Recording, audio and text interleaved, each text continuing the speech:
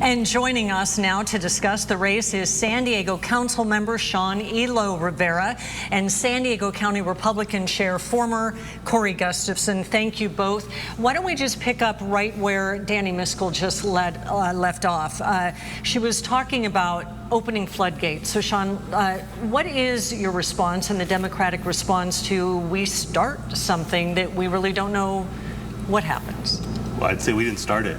We are responding to an unprecedented attack on democratic norms. We're responding to a president who thinks it's okay to pick up the phone and demand votes, demand redistricting, and California is fighting for not just the democracy of California, but for the entire country right now. So I would love for us to be in a position where this is not a necessary conversation, but it is, and the stakes couldn't be more serious than they are. We also heard from Republican voters that say, no one will represent me anymore here. What is the response to that? I mean, clearly they have been mapped out of representation. Well, not mapped out of representation. Everyone is owed representation. I have a responsibility to represent every single one of my constituents, regardless of party affiliation. And that is a sacred duty that we are supposed to uphold. The president is breaking that norm on a regular basis. Donald Trump says that he doesn't want those who oppose him to do well. We don't feel that way. We have a responsibility to represent everyone. The Democratic Party needs to do better in ensuring that everyone feels represented by us. But to those constituents who might feel like they are being redistricted out of the party affiliation that they are used to having represent them, you should be represented, you will be represented, and we have a responsibility to do that. And let's turn to you, Corey, as well. It is a case where Texas did it first. How can you say California shouldn't respond, or it isn't the proper way to respond? Well, that's not entirely the way that this has gone. In fact, Texas is not just doing this out of the blue. The Biden administration sued Galveston County over their districts, and this is merely Texas' attempt to comply with federal law. So Texas is actually complying with federal law to make sure that they are in line with federal standards on redistricting.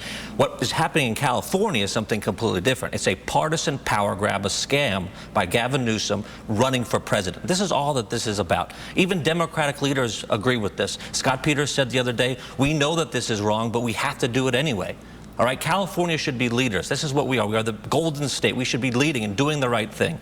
What the Democrats are proposing is the wrong thing and is disenfranchising Republican voters. Constitutional differences between both states. How do you see that? And then I'm going to ask Sean as well. Well, look, again, California has a Citizens Redistricting Commission that voters overwhelmingly voted for 2 times, 60% margins.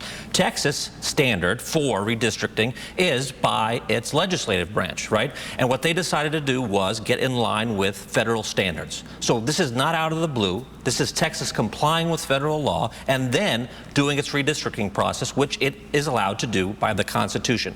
Whereas in California, we have made it clear that we do things through the independent redistricting process. And this is Gavin Newsom, Democrats spinning their way with their Trump derangement syndrome, saying this is all about President Trump. This has nothing to do with President Trump. This is a partisan power grab designed to make sure that Republicans have less representation in California and Democrats more, and helping Gavin Newsom's presidential ambitions. And Sean, as we talk about the constitutional differences, also then touch on if there is a lawsuit, it may go past the midterms anyway. I just want to respond to what we just heard there. Hundreds of thousands of San Diegans are going to go to the polls today and vote on this. Millions of Californians are going to go and vote. That's not a power grab. It's not Donald Trump calling up his buddy in the governor's mansion of Texas and saying, find me new districts. This is a democratic process. And we make claims like this, that a vote of the people, by the people, is a democratic power grab.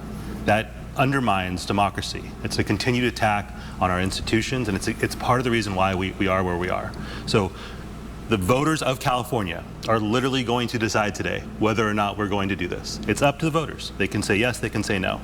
There's no party boss that's deciding it. There's no single person. This has nothing to do with Gavin Newsom's ambitions. The voters of California are going to go to the polls today and decide this. And San Diego voters and California voters, I'm very confident, are going to say, We are standing up for American democracy tonight, and that's why we're going to vote yes. Can I respond and to Corey, that? on that, I will get your response because you have said it's not democratic. But he is pointing out that voters are going to the polls. Your This response? is a Democratic power play. Let's be very clear. The Democratic Party has paid for the redistricting map.